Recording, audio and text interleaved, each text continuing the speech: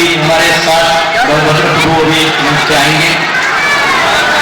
प्रभु जी का परिचय वैसे प्रभु जी पहले कथा देते, लेकिन मैं उनका परिचय नहीं करवा पाया था उस दिन।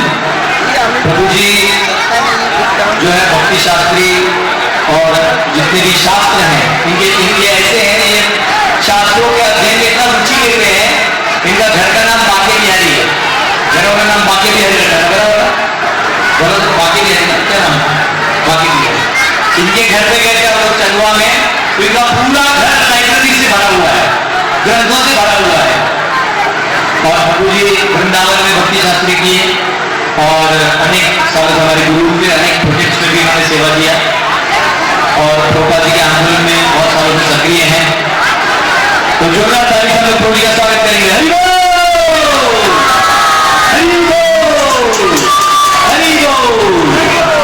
और अभी मुझे न्यूज आया, कुछ मैसेज आया कि कल जो है नेमरा में बहुत बड़ा कार्यक्रम है। जो हमारे शिबू सोरेन जी हैं, उनका कल कोई दिन है जिसमें सभी को भोज दिया जाता है, प्रीति भोज दिया जाता है। तो उस कार्यक्रम में बहुत सारे राष्ट्रीय मंत्री लोग जा रहे हैं। तो हमारे यहाँ जो लोग आने वाले थे वो किसी कारणवश कल गवर्नर इत्यादि नहीं पहुंच पाएंगे, तो उन्होंने कहा है कि हम किसी और कार्यक्रम में आपके आ जाएंगे। पर अभी उसमें बड़े बड़े मंत्री राजनाथ सिंह, शायद मोदी, बड़े बड़े लोग आ रहे हैं। तब उस बड़े कार्यक्रम के सामने हमारी कुछ ज्यादा वैल्यू है नहीं। तो लेकिन उनकी दृष्टि से, लेकिन हमारी दृष्टि से कृष्ण सबके परमपिता है। इनफैक्ट हम लोग यहाँ पे बैठ के कल शिबू सोरेन जी के लिए कीर्तन भी करेंगे। उनका बड़ा योगदान है झारखंड की भूमि में। उन्होंने सभी जो ऐसे भी कई लोग ठगते हैं, लोग ये जमीन को ले लेते हैं, लेकिन उन्होंने अपना एक लोकल वैल्यू बनाया जिससे आज भी झारखंड के लोगों को कोई प्रकार का राजनीतिक कष्ट नहीं है। उनका जो योगदान है उसके लिए हम कल उनके स्पेशल कीर्तन करेंगे हमारे मंच में। हालांकि कल क्योंकि 2 बजे रामदेव बाबा वहाँ पहुंचने वाले हैं, वहां से वो जहाँ आने वाले उनके व्यक्ति ने जो उनके व्यक्ति उन्होंने कंफर्म किया है, उनका इंतजार करेंगे। जब वो आएंगे उनका स्वागत जरूर करेंगे, हम लोग उनको दर्शन देंगे। तो कल जो है जन्माष्टमी है, आपको दिन भर अगर हो सके तो उपवास रखना होता है, निर्जल। हालांकि मैं इतना बड़ा लेक्चर मार रहा हूँ, मैं नहीं रख पाता क्योंकि इतना बार घूमना पड़ता है कि उसमें पानी और फल ये सब चला ही जाता है। तो आप लोग जो एकादशी वो पालन करना चाहते हैं तो आप लोग निर्जल रखें, नहीं हो रहा है तो फल और पानी पे रखें, फिर भी नहीं हो रहा है तो हरे कृष्ण, तो भगवान अपने ही है, कहा जाएंगे हम लोग। तो कल शाम में कथा कीर्तन होगा, लेकिन 10 बजे सभी के लिए भगवान को अभिषेक करने का मौका मिलेगा। ये हमारे इस कार्यक्रम का बहुत बड़ा खासियत है। बड़े बड़े मंदिरों में क्या होता है कि जो बहुत बड़ा व्यक्ति है उसको जाकर अभिषेक करने मिलता है, हमारे ऐसा नहीं है। ठीक है, कोई बड़ा व्यक्ति है, महान है, प्रज्वलित है, तो उसको पहले बुला के अभिषेक करवा देते हैं ताकि उनका समय मूल्यवान होता है, उनको जाना होता है। लेकिन हम सबको कल रात को 10 साढ़े 10 से अभिषेक चालू होगा। पिछले साल जो चालू हुआ था मुझे लगता है 11:30 बजे चालू हुआ था, सुबह 4 बजे तक चल रहा था अभिषेक। तो ये आप सबका प्रेम है, तो कल भगवान का अलग से भूख भी लगेगा। जो है कल एक भगवान के अभिषेक के लिए आप लोग अपना समय निकाल के रखिएगा। हरि बोल। तो मैं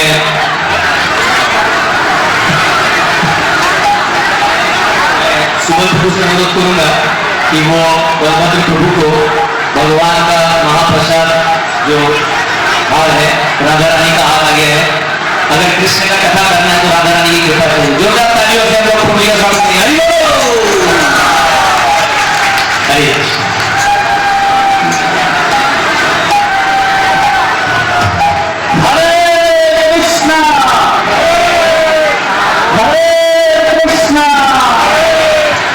कृष्णा कृष्णा हरे हरे, हरे राम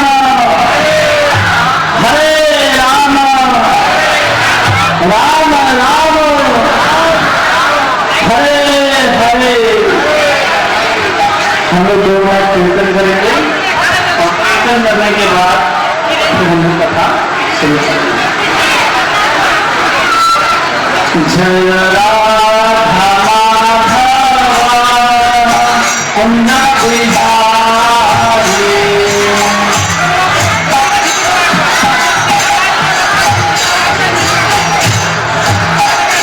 जय राधा माधव कुंज बिहारी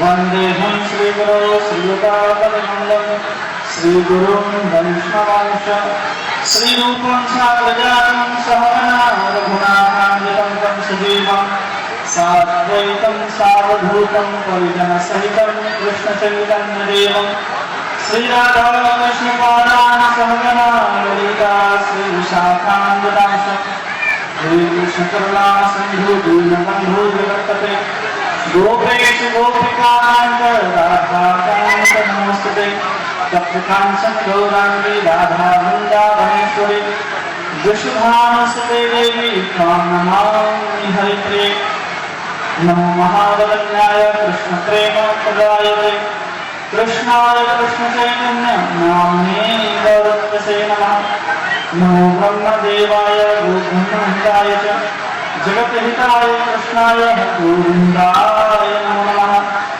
वंशाकल्पतरुभ्यश्च कृपासिन्धुभ्येव च पतितानां पावनेभ्यो वैष्णवेभ्यो नमो नमः श्री कृष्ण चैतन्य प्रभु नित्यानंद श्री अद्वैत गदाधर श्रीवासादि गौर भक्तवृंद हरे कृष्ण कृष्ण कृष्ण हरे हरे हरे राम राम राम हरे हरे गुरुवे गौरचंद्राय राधिकाय तदाय कृष्णाय कृष्ण भक्ताय तद्भक्ताय नमो नमः हरे कृष्णा। नींद आ रहा है सबको? नींद नहीं आ रहा? ताली बजाना है तो ताली बजाना। तो सबसे पहले ताली बजाना सीखेंगे। इतना देर कीर्तन किए कोई ताली नहीं बजाया। सब लोग एक एक हाथ ऊपर करेंगे। एक हाथ के ऊपर सबको एक हाथ ऊपर होना चाहिए। अब एक उंगली लेंगे। कितना उंगली? बजाना शुरू कीजिए एक उंगली से। बजाइए सब लोग। अब 2 उंगली से बजाइए, 3 उंगली से बजाइए, अब 4 उंगली से बजाइए, अब 5 उंगली से बजाइए। बजा ताली, आवाज आया ना? ऐसे जब भी कीर्तन हो तो ताली बजना चाहिए। बिना ताली का भजन नहीं होता है। जो व्यक्ति ताली नहीं बजाता है और केवल कथा में से बैठा रहता है वो अगले जन्म में अंधा पैदा होता है। कैसा पैदा होता है? आप चाहिए ना सबको? तो सब लोग ताली बजाएंगे और आंख खोल के और कान खोल कर कथा सुनेंगे। ठीक है? तो हम लोग भगवान श्री कृष्ण की जिस कथा का श्रवण कर रहे हैं उस कथा को श्रवण करने का सौभाग्य केवल मनुष्य शरीर को प्राप्त होता है। और वैसे श्री कृष्ण की कथा को हम सभी श्रवण कर रहे हैं। हम सभी के जीवन में क्या है? केवल और केवल अनर्थ है और अनर्थ के अलावा कुछ भी नहीं है।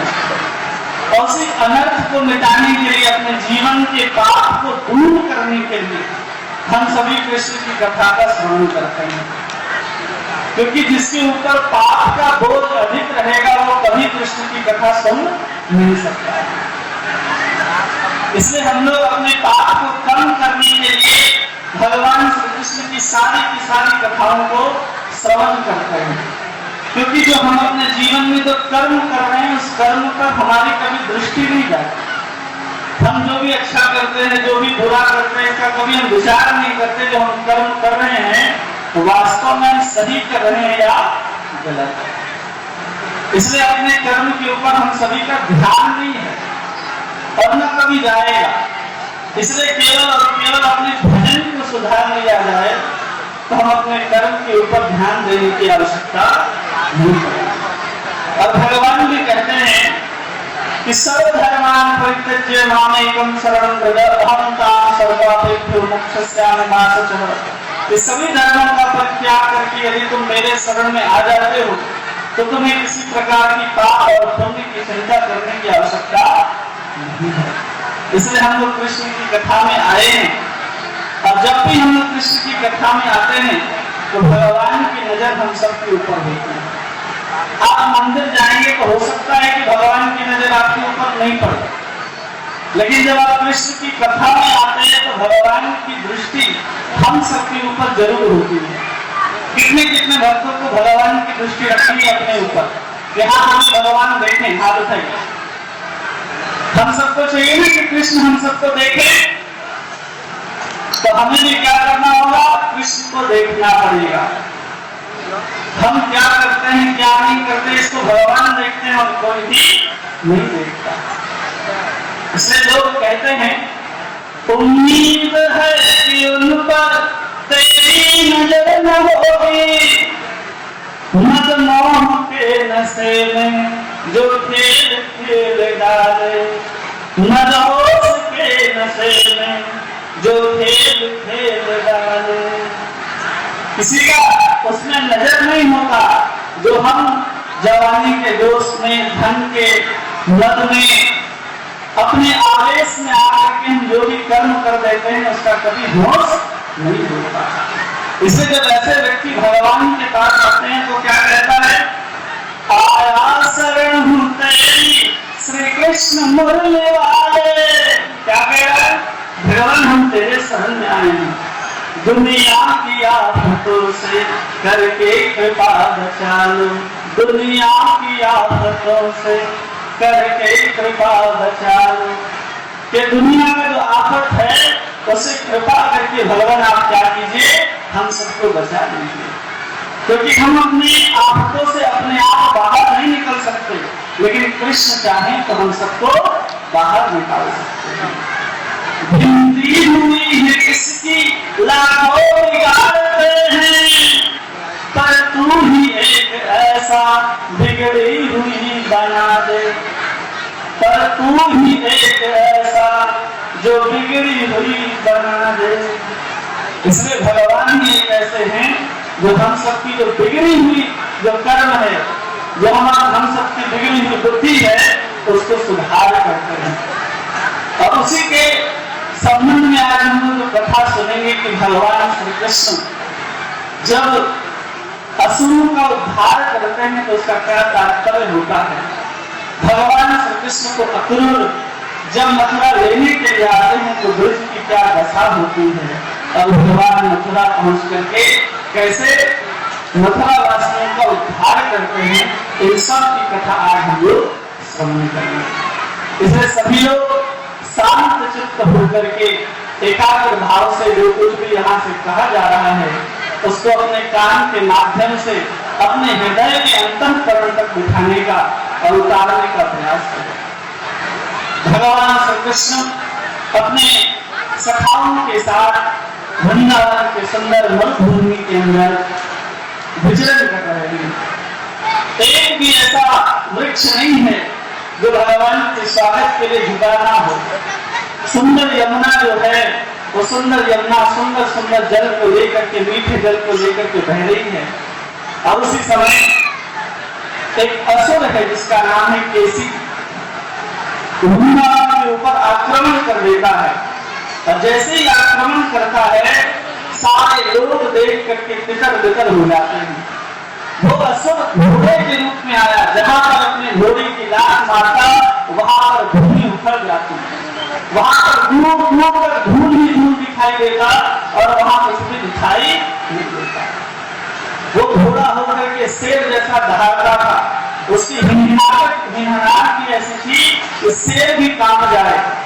और उसको देख करके जितने भी ब्रजवासी थे सब इधर उधर भागने लगे।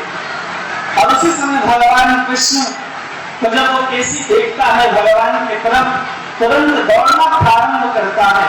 और जैसे ही वो घोड़ा भगवान की तरफ दौड़ना प्रारंभ करता है, भगवान कमल नयन, भगवान श्याम सुंदर उसके तरफ जैसे ही दृष्टि पड़ती है वो केसी उनके प्रहार को कभी भी सहन नहीं कर सकता। और जैसे ही प्रहार करने आता है उस घोड़े के दोनों टांग से भगवान बच जाते हैं। और जब भगवान उसको पकड़ते हैं उस घोड़े को दोनों हाथ से उठा करके और ऐसा घुमा घुमा करके फेंकते हैं तो बेचारे के मुंह से प्राण जो है वो निकल जाते हैं। इस प्रकार भगवान ने केसी का उद्धार किया। ये केसी कौन है, ये घोड़ा कौन है? जब हमें किसी चीज का अहंकार हो जाए कि अरे हमारे पास धन है, हमारे पास यौवन है, हमारे पास मान है, सम्मान है, पद है, या हम बहुत बड़े भजनानंदी हैं, तो एक ऐसी असुर का ही प्रतीक है कि हम सभी के अंदर वो केसी नामक असुर प्रवेश कर चुका है। इसलिए भगवान की इस कथा को यदि हम श्रवण करते हैं तो हम सबके अंदर जो मिथ्या अहंकार है वो धीरे धीरे नष्ट हो जाता है। इसी प्रकार भगवान जब वन में भ्रमण करते हुए जाते तो भगवान विचार करते कि चलो आज हम कुछ खेल खेलते हैं। तो भगवान विचार करते कि चलो आज लुका छिपी का खेल खेलेंगे। कुछ द्वार सखा भेड़ बन जाते हैं और कुछ सखा उस भेड़ को चुराने वाले बन जाते हैं। और जब एक खेल चल रहा होता है उसी समय असुर दानव का पुत्र है असुर जिसका नाम भूमासुर है, वो भी ग्वाल बालों का स्वरूप बना करके वहां पर प्रवेश कर जाता है। और जैसे ही प्रवेश करता है एक एक करके ग्वाल बालों को जो भेड़ बने हुए थे उनको उठा उठाकर गुफा के अंदर बंद कर देता है। गुफा के अंदर क्या करता है, बंद कर देता है। और भगवान कृष्ण जैसे ही देखते हैं कि अरे हमारे एक एक असुर जो है वो हमारे सखाओं को उठा उठा करके गुफा के अंदर ले जा रहा है और बंद कर दे रहा है। और ऐसा होने से सब सखा धीरे धीरे कम होते चले गए। अब एक बार असुर ने और सखा को उठा करके ले जाने का प्रयास किया तो जैसे एक हिरण को जैसे शेर दबोच लेता है भगवान ने वैसे ही उस भूमासुर को भी दबोच लिया। और जैसे ही उसको दबोचते हैं वैसे ही उसका प्राणांत हो जाता है। ये किसका स्वरूप है, ये द्वेष का स्वरूप है, एक छल का स्वरूप है जहाँ हम केवल और केवल छल करते हैं। ये छल रूपी व्योमासुर को भी भगवान ने मार दिया। इन दोनों का वध होने के बाद भगवान नित अहंकार पूर्वक चलते रहे। देवतागण ऊपर आकाश से फूलों की वर्षा करते चले जाते लेकिन भगवान उसकी कुछ भी चिंता नहीं करते। इतना सब कुछ होने के बाद जो हम लोग पूर्व की कथा सुन रहे हैं इसको थोड़ा सा कम कीजिए, ये भी बढ़ा दीजिए ताकि बोलने में आसानी हो। अक्रूर भगवान श्री कृष्ण को लेने के लिए वृंदावन आने वाले हैं क्योंकि नारद जी कंस के पास जाकर के उनको सारी की सारी सूचना बता देते हैं कि आप जिस कृष्ण का इंतजार कर रहे थे, जिस देवकी के 8वें पुत्र का इंतजार कर रहे थे, उसका जन्म हो चुका है और वो अब 11 वर्ष के हो चुके हैं। भगवान कृष्ण कितने वर्ष के हो चुके हैं, 11 वर्ष के हो चुके हैं। और उसी भगवान श्री कृष्ण को लेने के लिए आना चाहता है कौन, अक्रूर। वहां पर अक्रूर को बता दिया गया है कि यदि तुम भगवान कृष्ण को लेकर के आते हो तो मैं क्या करूंगा, तुम्हें अपने प्रधानमंत्री के पद पर बिठा दूंगा। और अक्रूर अपने मथुरा से सुंदर सोने का रथ दिया है कंस ने और भगवान श्री कृष्ण उसी रथ पर लाने के लिए भेजा जा रहा है। अब जब अक्रूर जी उस रथ पर सवार होते हैं और वृंदावन की ओर जब प्रस्थान करते हैं और मन ही मन विचार करते हुए जा रहे हैं अक्रूर कि मैंने ऐसे कौन से शुभ कर्म किए होंगे, ऐसे कौन सी मैंने तपस्या की होगी, ऐसे कौन सी अपने जीवन में मैंने पूजा की होगी, कौन सा ऐसा दान दिया होगा जिसके सौभाग्य से आज मुझे भगवान केशव का दर्शन का सौभाग्य प्राप्त होगा। क्योंकि भगवान श्री कृष्ण के दर्शन का सौभाग्य हर किसी को प्राप्त नहीं होता। हम लाख कहने के भगवान कृष्ण का हम सबको दर्शन हो जाए वो कभी संभव नहीं है। इसलिए हम सबको दर्शन करना भी आवश्यक है। सभी लोग बहुत शोर कर रहे थे, कथा सुनिए पहले। जो बहुत शोर करते हैं कथा में उसका यमराज एक कहानी सुनाता है, उसको हम आपको सुनाते हैं। एक बार ऐसे ही बहुत भीड़ लगी थी और सभी लोग कथा सुनने के लिए आए थे। अब जो लोग कथा सुनने के लिए आए उसमें से एक व्यक्ति की मृत्यु हो गई। क्या हो गई? एक व्यक्ति की मृत्यु हो गई और वो मर करके कहाँ पहुंचता है? यमराज के पास। और जैसे ही यमराज के पास पहुंचता है यमराज उसको घड़ी दिखाता है, ढेर सारा घड़ी, कि देखो ये सब घड़ियां हैं। किसकी किसकी घड़ी है? तो तुम्हारे परिवार वालों की, तुम्हारे पड़ोसी की, तुम्हारे निंदा करने वालों की, तुम्हारी चुगली करने वालों की। ऐसे ढेर सारा घड़ी दिखाता है और सब घड़ी क्या है, अपने अपने स्पीड से चल रहा है। कोई जल्दी जल्दी चलता है, कोई धीरे धीरे चलता है, कोई बहुत कम धीरे धीरे चल रहा है, कोई चल ही नहीं रहा है। कभी यमराज से पूछा गया कि ये सब घड़ी कोई अलग अलग स्पीड से क्यों चल रहा है, सबका गति अलग अलग क्यों है? तो कहते हैं कोई निंदा करता है, कोई स्तुति करता है, कोई किसी की चुगली करता है, कोई किसी को गाली देता है, तो हर घड़ी का स्पीड अलग अलग है। तो अच्छा, तो ये बताओ मेरी घड़ी कहाँ है? तो दिखा रहे कि देखो तुम्हारी घड़ी बहुत स्पीड में चल रही थी, इसलिए तुम्हारा समय पूरा हो गया और तुम्हें मरना पड़ा। तो कहते हैं कि इतने सारे घड़ी को आप अपने ऑफिस में क्यों लगा करके रखे? यमराज जी का अलग अलग असिस्टेंट था, उसका को असिस्टेंट था, फाउंडर था, सब ऐसे बैठे हुए थे लाइन से और सबके सामने घड़ी रखी हुई थी। अब वो पूछता है मरने वाला व्यक्ति की, बता इतने सारे घड़ी को आपने अपने अपने टेबल में क्यों लगा रखा है? तो बताते हैं कि ये लोग उनकी घड़ियां हैं जो लोग कथा में बैठ करके हल्ला करते हैं ना, उनकी घड़ी है। तो उनको टेबल में क्यों लगा रखा है? तो बोलते इतना हल्ला करते हैं कि वो घड़ी पंखे जैसा घूमता है तो वहां हवा लगता है, उनका समय जल्दी पूरा हो जाता है। इसलिए उस घड़ी में यदि हम सबको नहीं जाना है तो कथा में चुपचाप शांत होकर के बैठिए, तो हम सबकी भी घड़ी कैसे चलेगी? पंखे की समान चलने लगेगा। इसलिए शांत होकर के बैठिए, क्योंकि भगवान श्री कृष्ण को अक्रूर जब लाने के लिए जा रहे हैं तो ऐसा मनोरथ कर रहे हैं। और यही वास्तव में कृष्ण भक्ति है कि जब सूर्योदय हो रहा होता है उस समय कंस के द्वारा दिया गया सुंदर सोने का रथ प्राप्त होता है और उसके ऊपर सवार होकर के जब निकलते हैं तो विचार करते हैं कि भगवान श्री कृष्ण भगवान बलराम का दर्शन करने का सौभाग्य मुझे प्राप्त होगा। और ये भी विचार करते हैं कि मैं तो इतना भौतिकतावादी व्यक्ति हूँ कि मैं भगवान की स्तुति कैसे करूंगा? भगवान कौन है? भगवान उत्तम श्लोक दर्शन है, तो भगवान ऐसे उत्तम श्लोक नहीं जिसका दर्शन हम नहीं कर सकते। मेरे जैसा शुद्ध व्यक्ति क्या भगवान की स्तुति करेगा? मैं उसके योग्य नहीं हूं कि मैं भगवान का दर्शन कर सकूं। इन विचारों को सोचते हैं कि मैं तो बहुत पतित आत्मा हूं, मुझे क्या भगवान को देखने का अवसर प्राप्त होगा? तो विचार करते हैं जैसे काल रूपी प्रवाह के नदी में बैठे बैठे कोई एक कंकड़ कोई पत्थर अपने आप किनारे लग जाता है, उसको कोई पकड़ता नहीं है। इसी प्रकार आज मेरा सौभाग्य हुआ है कि मैं अपने भव सागर के किनारे लगने वाला हूँ और भगवान का दर्शन प्राप्त होने वाला है। ये भी विचार करते हैं कि अब तो मेरे सभी पापों का क्षय हो जाएगा, अब मेरे हृदय में कोई भी पाप नहीं बचेगा, क्योंकि जैसे ही हम कृष्ण का दर्शन करते हैं वैसे ही सब पापों का नष्ट हो जाता है। गोपियां कहती हैं भगवान कृष्ण से कि केवल आपको प्रणाम करते हैं तो क्या होता है? तो गोपियां कहती हैं प्रणत देहिना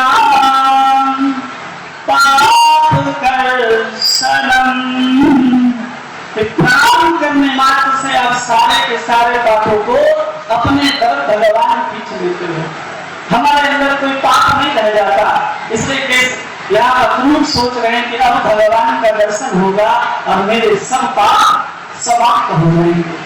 उनके चरणों को नमस्कार करूंगा जिनके चरणों को देखने के लिए बड़े बड़े योगी लोग हजारों वर्ष तक निराहार रह करके अपने शरीर को तपा देते हैं, उसके बाद भी भगवान के चरणों का दर्शन क्षण मात्र के लिए भी नहीं हो पाता।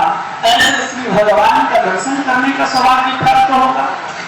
अरे कंस को पहले बुरा समझ रहे थे, लेकिन अब कंस को थोड़ा अच्छा समझते हैं। अरे कंस नहीं तो मुझे वृंदावन भेजा है।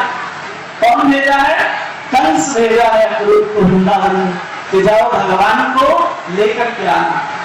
कंस की ही कृपा से, उनकी ही अनुकंपा से आज मुझे ब्रज के अंदर जाने का सौभाग्य प्राप्त होगा, जहाँ कृष्ण और बलराम दोनों खेलते हुए बड़े हुए हैं, जहाँ उनके सहपाठी, जहाँ उनके जितने भी गैया हैं, ग्वाल हैं, गोपियां हैं, सब वहां पर विचरण करती हैं। ऐसे वृंदावन के अंदर जाने का सौभाग्य प्राप्त होगा। कल हम लोग कह रहे थे ना परसों कि हम सब शरीर से वृंदावन नहीं जा सकते, तो क्या हुआ, हम सब मन से वृंदावन को जा ही सकते हैं। तो एक ही लाइन में हम लोग वृंदावन पहुंचते हैं।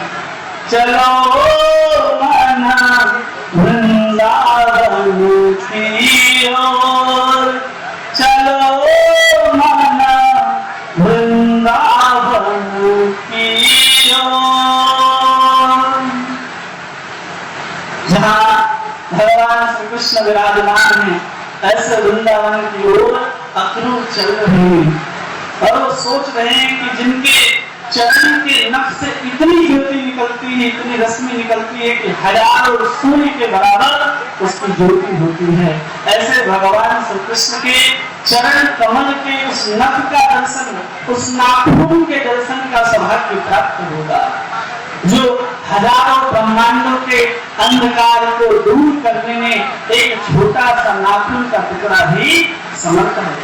जिनके चरण कमल को कोई ब्रह्मा, शिव, नारद ये भी अगर ध्यान करना चाहे तो नहीं कर पाते। ये सब मिल करके भगवान श्री कृष्ण के चरणों की पूजा करते हैं। ऐसे चरण कमल जो भगवान अपने गायों के साथ रखते हैं, जहाँ भगवान की गायें पैर रखती हैं, भगवान श्री कृष्ण भी अपने चरणों को उसी स्थान पर रख देते हैं। जिस चरण कमल पर भगवान ने केवल और केवल ब्रज वनिताओं के स्तनों पर लगे हुए सुंदर कुमकुम को ही लगाया है, वो ब्रज के ऊपर सुंदर सुंदर दुर्वा के ऊपर वही लालिमा, वही चमचमाता हुआ सिंदूर दिखाई देगा। ऐसा कितना बड़ा हम सबका सौभाग्य होगा। अरे आज मैं तो भगवान मुकुंद का दर्शन करूंगा। हाँ, क्यों? उनके दाईं तरफ से हिरण निकल रही है। कहा जाता है कोई गाय जैसी पशु, हिरण जैसा पशु, घोड़ा जैसा पशु अगर किसी के दाहिने मुंह करके निकल जाए तो उस दिन उसका शुभ ही शुभ होगा। कभी गाय आपके दाहिने से निकल जाए, कभी हिरण आपकी दाहिने से निकल जाए, कोई वैष्णव आपके दाहिने से निकल जाए, तो समझना चाहिए जो आप कार्य करने के लिए निकले हो वो कार्य तो होना ही होना है। और अक्रूर के साथ भी वैसा ही हो रहा है कि हिरण अक्रूर को दाहिने छोड़ करके निकल गई। और ऐसा लग रहा है कि हिरण अभी अभी भगवान का दर्शन करके आई है और हिरण की आंखें ऐसे चमक रही हैं जैसे अभी कृष्ण का दर्शन हुआ हो। अब हिरण के पीछे पीछे भगवान भी चल करके आ रहे होंगे और उनके हंसते हुए चेहरे को हम भी देख सकते हैं। इसलिए वो अपने आप को सोच रहे कि अब हमारा भगवान का दर्शन होगा, अब भगवान का दर्शन होगा। ऐसे भगवान जो समस्त सौंदर्य के आधार हैं, जो पृथ्वी पर केवल पृथ्वी की भार को उतारने के लिए भी अवतार ग्रहण करते हैं, इसमें कोई भी संदेह नहीं कि आज मेरे नेत्रों को सुंदर फल प्राप्त हो जाएगा। ऐसा फल जो कृष्ण को देखने के लिए ही बना है। ये आंखें क्यों बनाई गई है? केवल और केवल कृष्ण को देखने के लिए। यदि इन आंखों से कृष्ण के अलावा किसी और का दर्शन करते हैं तो ये हम सबका दुर्भाग्य है। दर्शन करना है तो सिर्फ और सिर्फ किसका करना है? श्री कृष्ण का ही दर्शन करना है। ब्रज के रसिक कहते हैं कि इन अखियों से अगर हम देखें तो केवल कृष्ण को ही देखें और कुछ भी न देखें। केवल कृष्ण को ही ये नेत्रों से देखने के लिए हमें विधाता ने आंख बना करके दी है और कुछ भी न देखने के लिए, कृष्ण के अलावा और कुछ भी नहीं देखना है। और ये भी कह रहे हैं कि भगवान को हम सबके भौतिक कारणों के साक्षी भी हैं और ऐसे भगवान जो हमारे बुद्धि हमारे इंद्रियों से परे हैं, ऐसे भगवान का दर्शन प्राप्त होगा।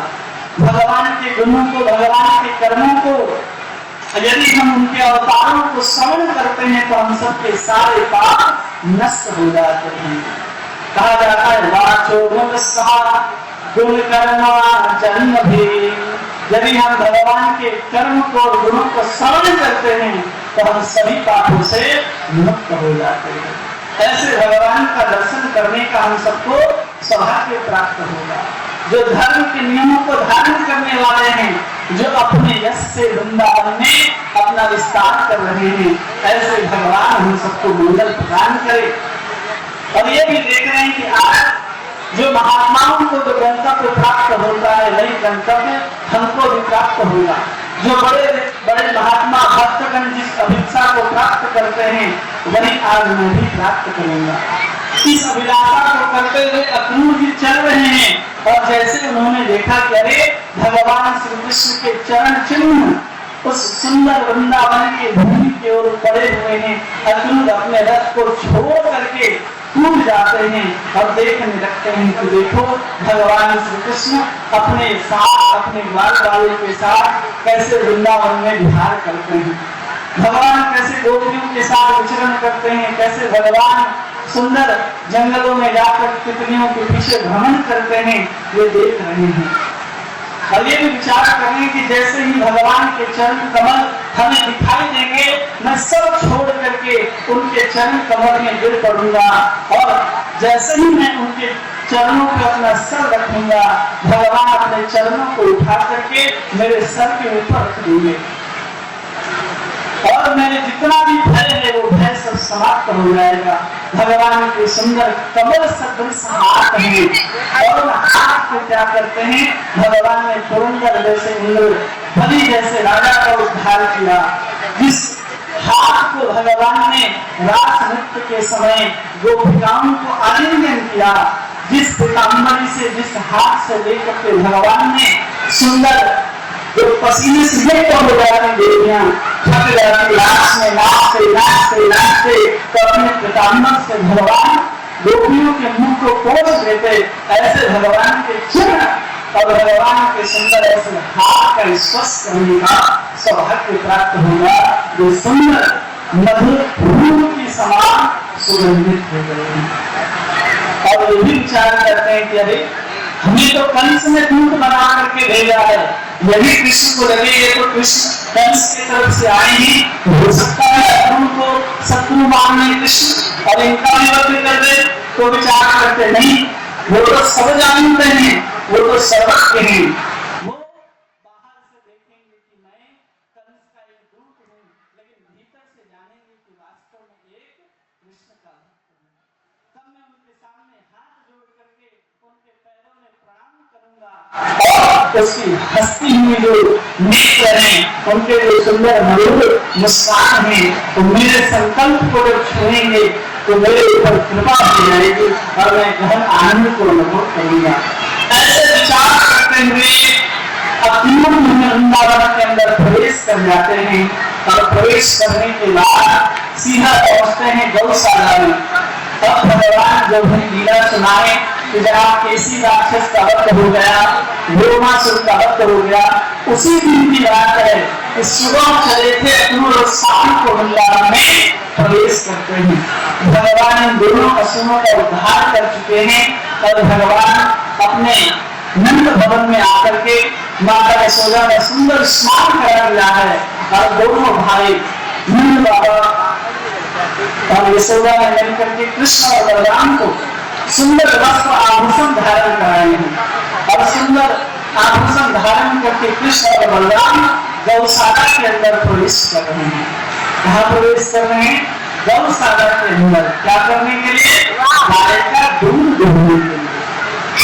और जैसे गाय का दूध दुहने के लिए प्रवेश करने, उसी समय यहाँ पर सुखदेव गोस्वामी कहते हैं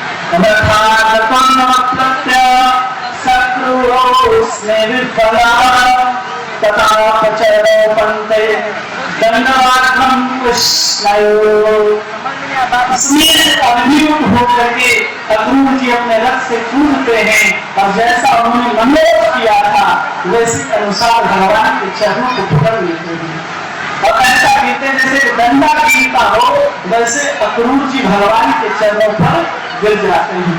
अक्रूर को भगवान पहचान जाते हैं और कहते हैं चाचा, और जैसे ही चाचा कहते हैं तुरंत अपने आलिंगन में अपने भुजाओं में भर देते हैं और अपने शरणागत भक्तों को आशीर्वाद देते हैं।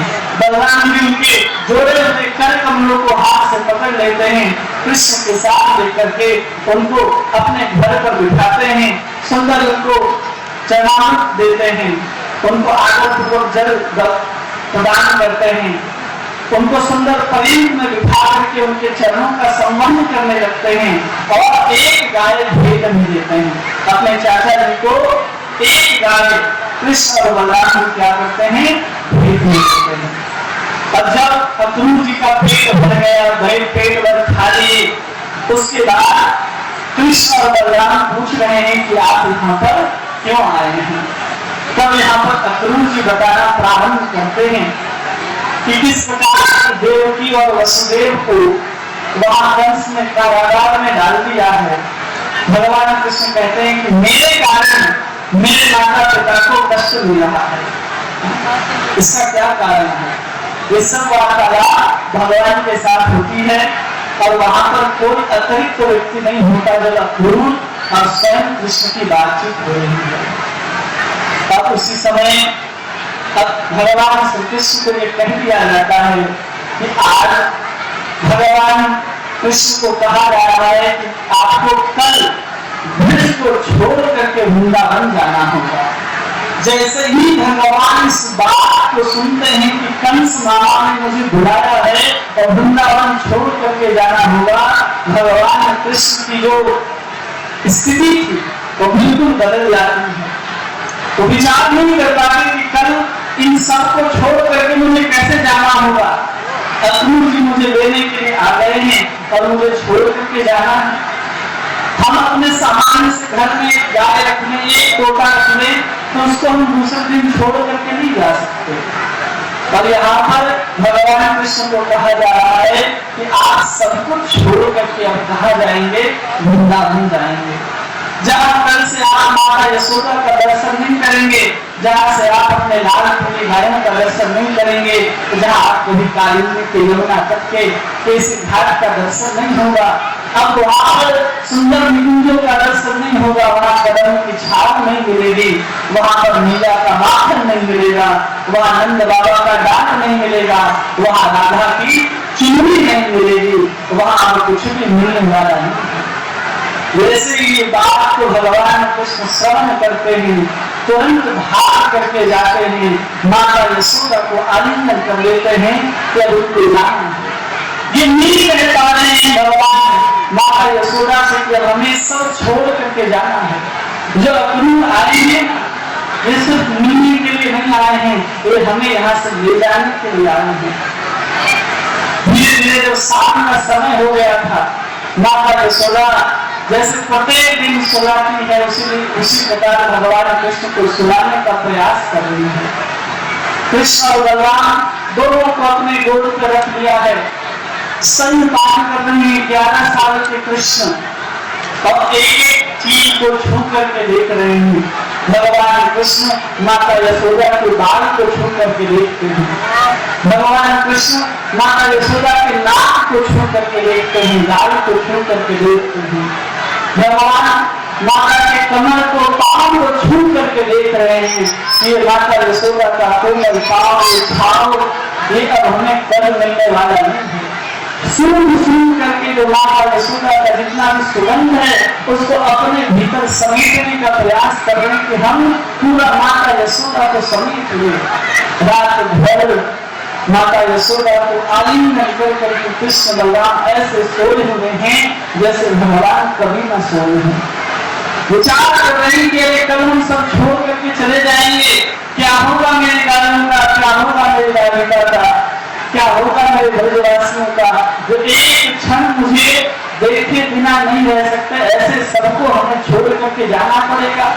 वो विचार करने लगे, देवताओं से प्रार्थना करने लगे कि मैं अब ब्रज को छोड़ करके जाने लायक नहीं हूँ, कोई आओ और मेरे स्थान पर ब्रह्म बन जाओ, मेरे स्थान पर कोई भगवान बन जाओ, लेकिन मैं ब्रजवासियों को छोड़ करके जाने वाला नहीं हूँ।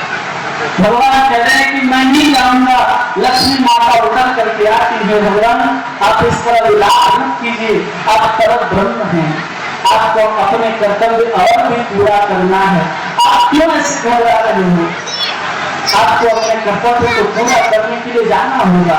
आगे चल करके कंस का उद्धार करेंगे, जरासंध का उद्धार करेंगे, बहुत बड़ा महाभारत का युद्ध होगा, वहाँ गीता का ज्ञान देना है आपको।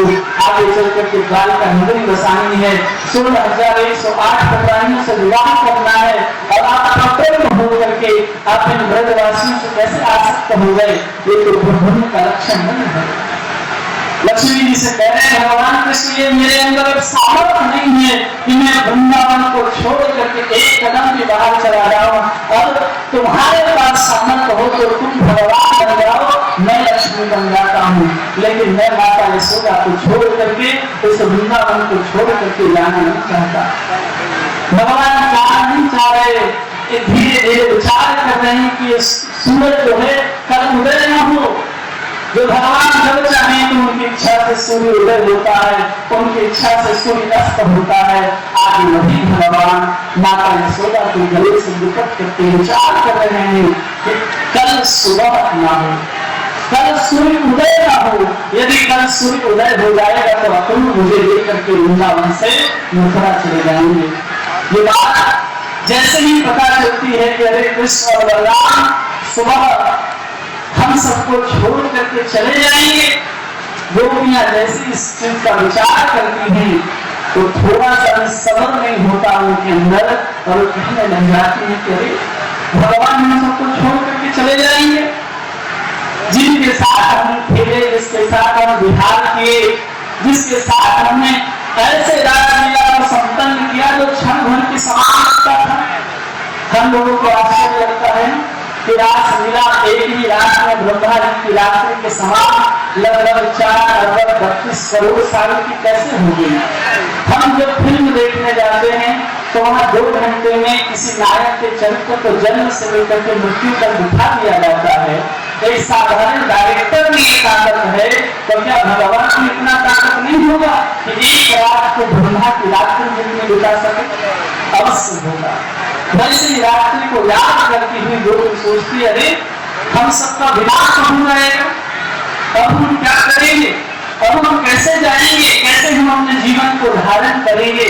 कृष्ण और बलराम को लेने के लिए आए हैं। अब जैसे ही सब सोचती हैं गोपियां तो विचार करने लगती हैं, तो उनका बाहर का स्वरूप कुछ भी नहीं होता है।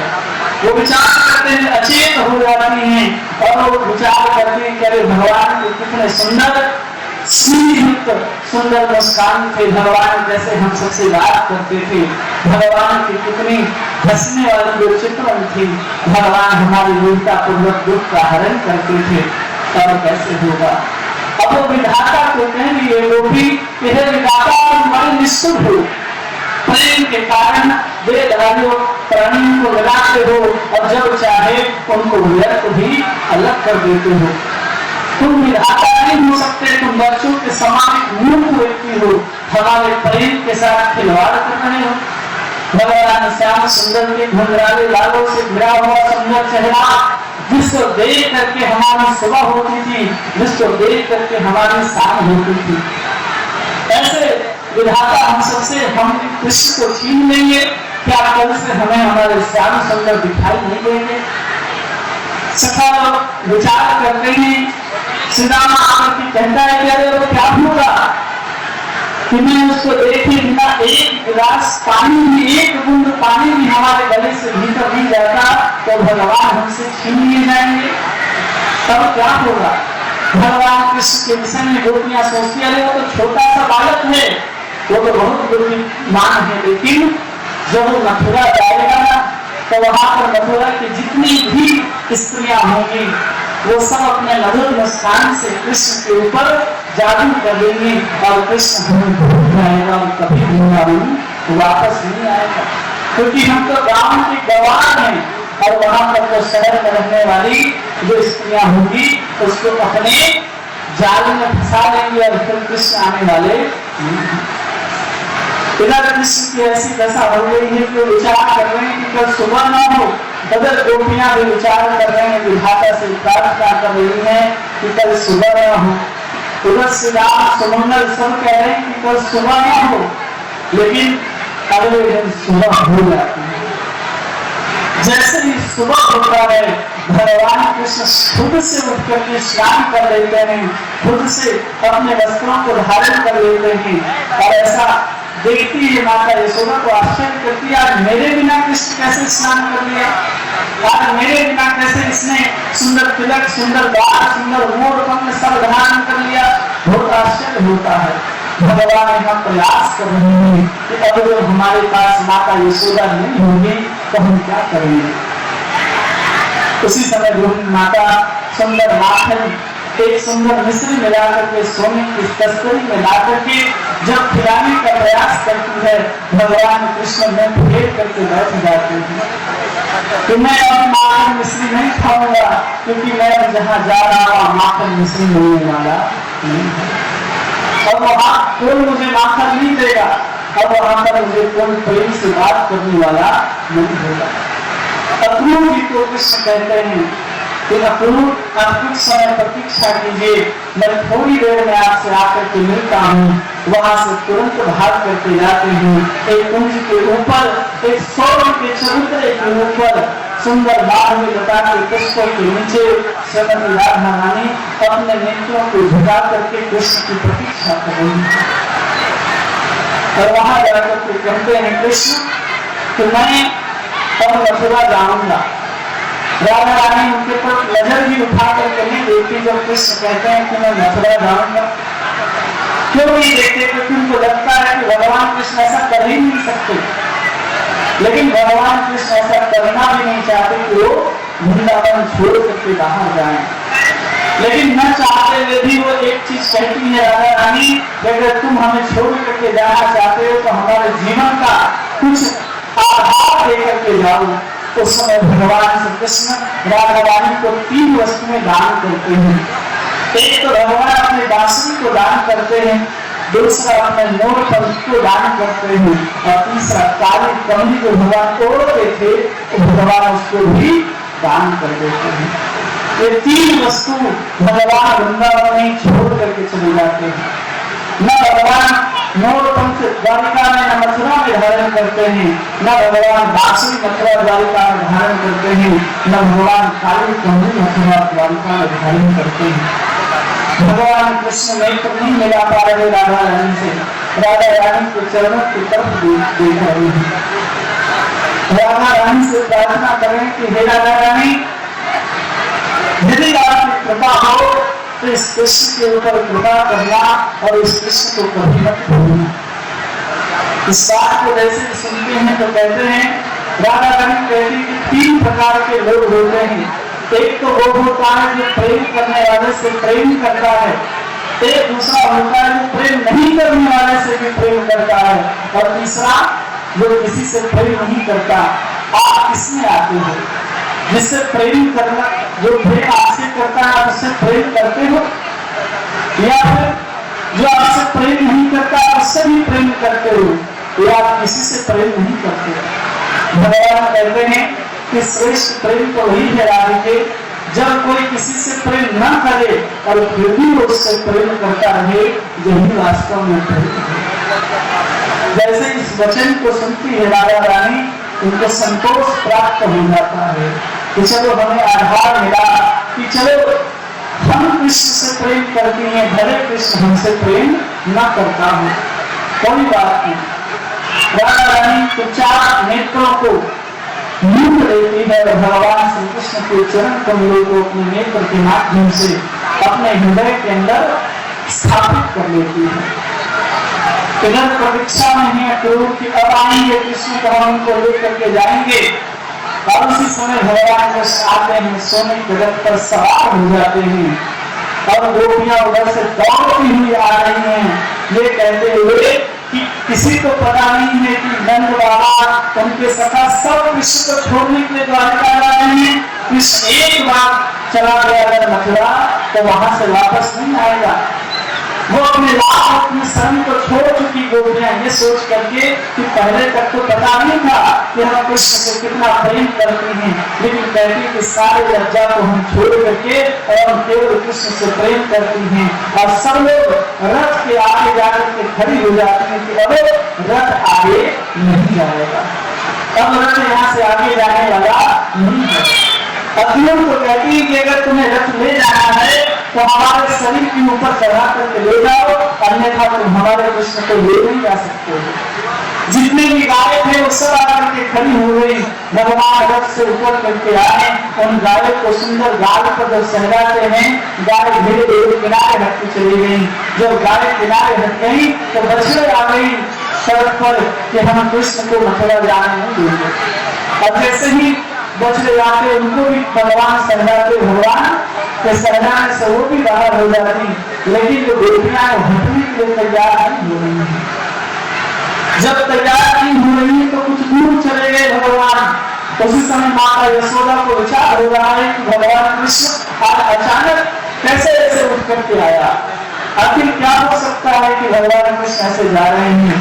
माता यशोदा अपने द्वार से निकलती है, जैसे ही भगवान कृष्ण माता यशोदा को देख करके वापस उतर जाते हैं और माता को जाकर के पुनः आलिंगन करते हैं और पुनः याद कर रहे हैं भगवान यशोदा के गाल को छू करके कि मेरी माता का गाल कैसा है, मेरी माता कैसी दिखती है, माता का स्पर्श, माता का सुगंध हमें मथुरा में प्राप्त नहीं होगा। तो चली जाती, छोड़ करके चली जाती कि जल्दी जाकर के मथुरा का दर्शन करना और तुरंत वापस आ जाना, हम सब तुम्हारी प्रतीक्षा में हैं। उधर गोपियां विचार करती हैं कि अरे यशोदा रानी ने कह दिया कृष्ण को भी जाओ मथुरा घूम करके आना, अब तो कृष्ण हमारे बात को सुनने वाले नहीं है। भरत धीरे धीरे चलने लगता है।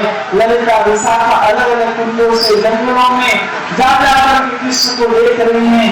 जहाँ तक कृष्ण का रथ जाता है उसके भीतर, वहां तक गोपियां, वहां तक छोटे छोटे बच्चे, वहां तक गाय, वहां तक बच्चे दौड़ते हुए जाते हैं। भगवान कृष्ण का रथ तक जब तक दिखाई देता है तब तक लोग उनके पीछे दौड़ते हैं। फिर आगे चलते चलते जब केवल धूल दिखाई देती है उसके बाद तक दौड़ते रहते हैं और जैसे ही धूल दिखाई देना बंद हो जाती है उसी समय सारे के सारे ग्वाल गाय सब ऐसे गिर जाते हैं जैसे लाश ही लाश बिछा हो उसके अंदर और कुछ भी ना हो।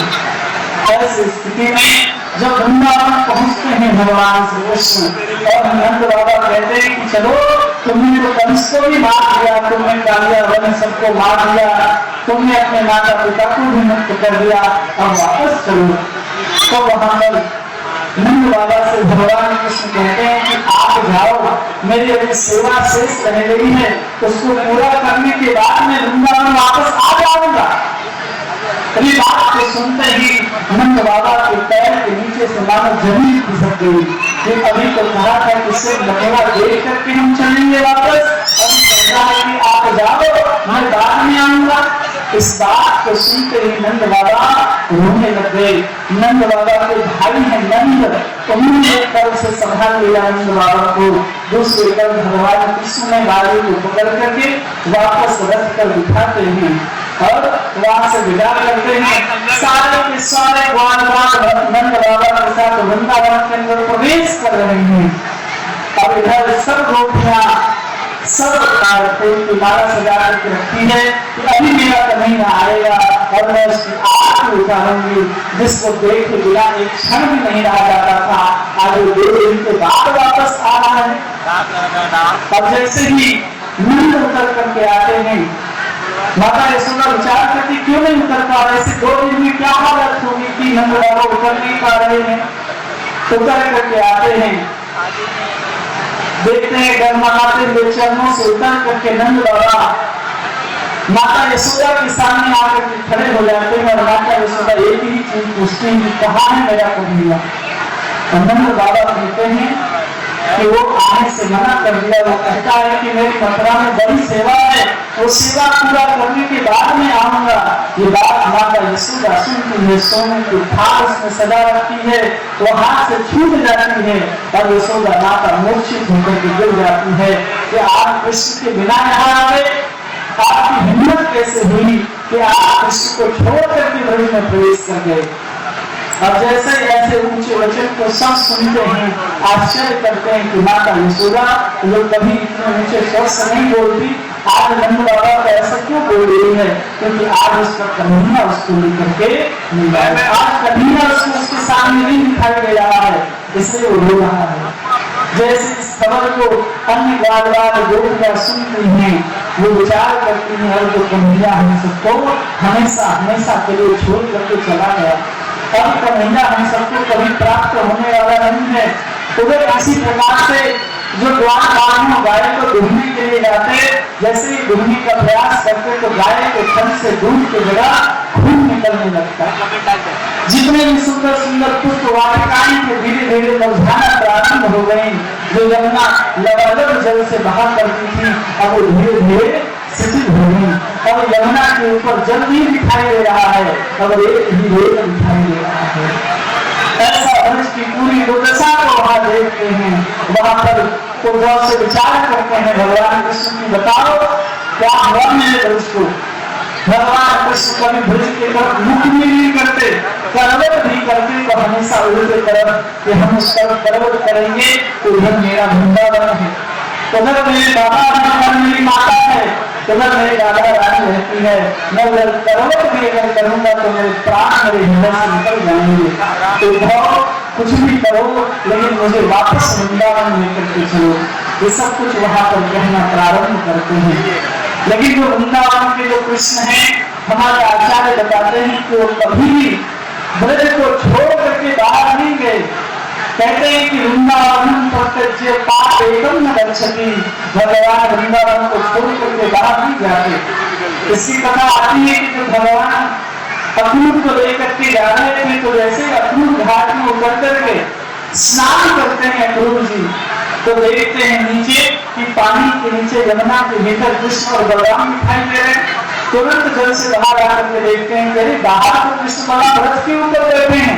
फिर वापस प्रवेश करते हैं तो देखते हैं कि सुंदर शेष सज्जा के ऊपर भगवान कृष्ण विराजमान हैं और चारों तरफ जितने भी गंधर्व चारण है वो सब भगवान की सेवा कर रहे हैं।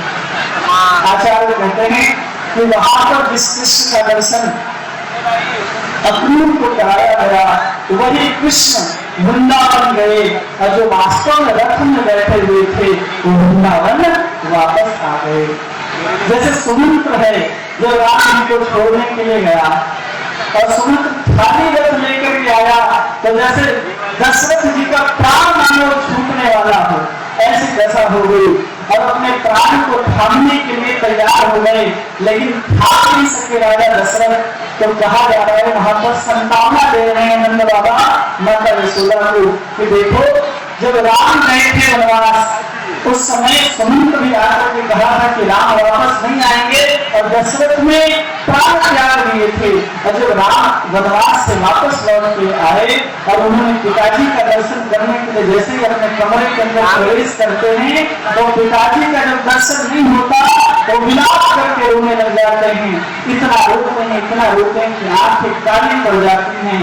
माता यशोदा को कहते हैं इतना तुम मत रोना, यदि तुम अपने प्राण को त्याग दोगे और कन्हैया आता है और तुम्हारा दर्शन नहीं हुआ तो न जाने कितना रहेगा। इसलिए ब्रजवासी कृष्ण से दूर रह करके भी कृष्ण के लिए जीवित रहते हैं कि यदि कृष्ण आएगा दोबारा तो किसका दर्शन करेगा। न आनंद बाबा होंगे, न यशोदा होंगी, न ललिता होंगी, न विशाखा, न राधिका होंगी। ये सब का यदि दर्शन नहीं होगा तो कन्हैया को कितना दुख होगा। कन्हैया को दुख ना हो इसलिए ब्रजवासी अपने प्राण को धारण करके रखते हैं, ना चाहते हुए भी कि कृष्ण को किसी प्रकार का कोई कष्ट न हो। जो वृतांत को सुना करके माता यशोदा को शांत किया जाता है वो प्राण को धारण तो कर लेती है, लेकिन जैसे एक मूर्ति बन जाता है जिसके अंदर कोई प्राण नहीं होता। सदियों से माता यशोदा की पलक नहीं झपकी जब तक कृष्ण का दर्शन नहीं हुआ। चूहे निकले ब्रज के अंदर कोई शुभ कार्य नहीं हुआ जब तक भगवान कृष्ण ब्रज के बाहर रहे और पुनः भगवान का दर्शन 100 साल के बाद होता है। और जो वृंदावन के जो कृष्ण हैं वो तो वृंदावन में ही रहते हैं, क्योंकि जो देवकी के गर्भ से उत्पन्न हुए थे कृष्ण वही कृष्ण केवल मथुरा जाते हैं। जो यशोदा के गर्भ से उत्पन्न हुए कृष्ण वो तो अभी भी मथुरा में और वृंदावन के अंदर निवास करते हैं। आज भी भगवान कृष्ण की लीला वैसी चलती है। इसलिए आज आज यदि वृंदावन में कोई अपने शरीर का परित्याग कर देता है तो साक्षात भगवान के धाम को प्राप्त करेगा, इसमें कोई संशय नहीं है, क्योंकि भगवान आज भी वृंदावन में ही विराजमान है। भगवान वृंदावन को छोड़ करके कहीं नहीं जाते। इसलिए भगवान की इस कथा को सुखदेव गोस्वामी यहाँ वर्णन करते हैं। और फिर जैसे ही भगवान मथुरा के अंदर प्रवेश करते हैं, मथुरा का वर्णन आता है कि मथुरा कैसी है, तो वहाँ सुंदर सोने की दीवार है, मूंगे की सुंदर पालकियां बनी हुई हैं, परकोटे बने हुए हैं जिसमें रेशमी वस्त्र लटके हुए हैं, जहाँ पर चांदी के गमले पर गुलाब का फूल लगा हुआ है। ऐसे अट्टालिकाओं के ऊपर चढ़ करके मथुरा की जितनी भी स्त्रियां हैं सब कृष्ण को दर्शन करने के लिए लालायित हैं। जब कृष्ण बलराम दर्शन करने के लिए निकलती हैं तो देखती हैं अरे इन्हीं गोपियों को कितना बड़ा सौभाग्य है जिनके चरण का स्पर्श, जिनके हाथों का आलिंगन गोपियों को प्राप्त हुआ। इन्हीं कृष्ण और बलराम का दर्शन करके हमारे नेत्र आज धन्य हो गए। ऊपर से जब जा रहे हैं भगवान कृष्ण को देखती हुई, ऊपर से स्त्रियां उसी चांदी के गमले में खिले हुए गुलाब को उखाड़ करके भगवान को दे देती हैं। भगवान के चरण में आकर के गुलाब गिरता है। भगवान कृष्ण मुस्कुरा करके जैसे ही स्त्रियों को देखती हैं, स्त्रियां उसी पर्दे के ऊपर मूर्छित होकर के गिर जाती हैं। ऐसा भगवान सबके ऊपर कृपा करके जा रहे हैं। आगे चलते हैं तो वहां एक धोबी दिखाई देता है, तो धोबी से उसका वस्त्र देते हैं, वस्त्र देने से मना कर देता है। भगवान अपने हाथ पर तलवार का आवेश ला करके उसके गर्दन को घर से अलग करते हैं। आगे चल करके दर्जी मिलता है, दर्जी से उस वस्त्र को अपने आकार का बनवाते हैं। आगे जाकर के सुदामा नाम का मालिक मिलता है, मालिक से भगवान सुंदर माला को धारण करते हैं और पूजा से सुंदर चंदन को लेप लगा करके भगवान उस धनुष यज्ञ में प्रवेश करते हैं। तो आज के लिए यही समाप्त होगी।